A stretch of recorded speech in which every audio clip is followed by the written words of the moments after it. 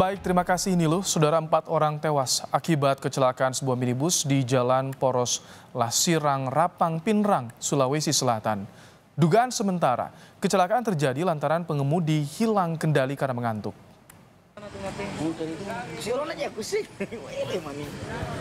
Warga menyebut minibus yang berisi 7 orang itu tiba-tiba hilang kendali dan menabrak pohon.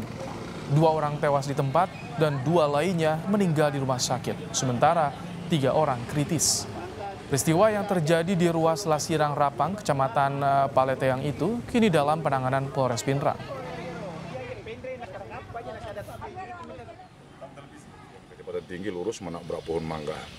Terus kemudian dalam kendaraan tersebut yang kami temukan di TKP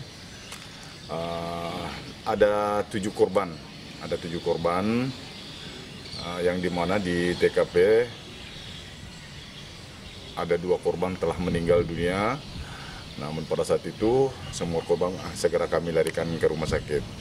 Dan kemudian setelah sesampai di rumah sakit, beberapa menit kemudian, ya kurang lebih setengah jam, ada 2 korban lagi yang meninggal dunia.